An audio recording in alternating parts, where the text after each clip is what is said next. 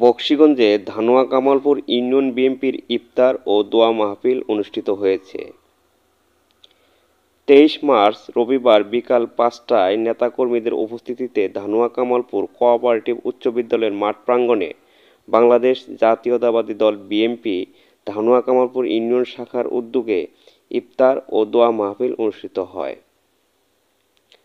বাংলাদেশ জাতীয়তাবাদী দল BNP Dhanoa Kamalpur union শাখার সভাপতি কৃষিবিদ আবদুল্লাহ আল মুকাদ্দেস রিপন এর সভাপতিত্বে অনুষ্ঠানে উপস্থিত ছিলেন প্রধান বক্তা বাংলাদেশ জাতীয়তাবাদী দল বিএনপি বকশীগঞ্জ উপজেলা শাখার সাধারণ সম্পাদক জাহিদুল ইসলাম প্রিন্স, ধানুয়া কামালপুর স্থলবন্দরের বিশিষ্ট ব্যবসায়ী হাবিবুর রহমান দুলু, বাংলাদেশ জাতীয়তাবাদী দল বিএনপি বকশীগঞ্জ উপজেলা শাখার যুগ্ম আহ্বায়ক আব্দুল হামিদ, বাংলাদেশ জাতীয়তাবাদী দল বিএনপি বকশীগঞ্জ উপজেলা শাখার যুগ্ম আহ্বায়ক মোতালেব সরকার, বাংলাদেশ জাতীয়তাবাদী দল বিএনপি বগাচর ইউনিয়ন শাখার সভাপতি হেলাল উদ্দিন, ধানুয়া কামালপুর স্থলবন্দরের আমদানি ও রপ্তানিকারক সমিতির সাধারণ সম্পাদক গোলাম রসুল সেতু, বাংলাদেশ জাতীয়তাবাদী স্বেচ্ছাসেবক দল বকশীগঞ্জ উপজেলা শাখার সভাপতি আশিকুর রহমান তুলন সহ বিএনপির অঙ্গ সংগঠনের উপজেলা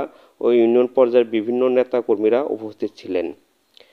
ইফতার ও দোয়া মাহফিলে নেতাকর্মীদের কুশল বিনিময় সহ দেশ ও জাতির কল্যাণে মোনাজাত করা হয়। মোহাম্মদ ইলিয়াস শাহ, বাংলা52news.com, বকশীগঞ্জ। হযরত আদম নবী থেকে পর্যন্ত যত মুমিন মুমিনাত কবরের শহীদ আল্লাহ সবাইকে maaf করিয়া দাও। আয় আল্লাহ, আমাদের সকলের উপর তুমি রাজি এবং খুশি হইয়া যাও ইয়া রাব্বাল আলামিন। আমাদের রোজা, ইফতার, সেহরি, তারাবি সব কিছু আল্লাহ কবুল করিয়া নাও রব্বুল আলামিন। আয় আল্লাহ,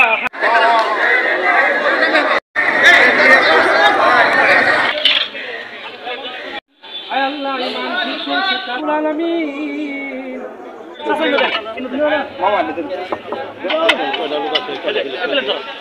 এই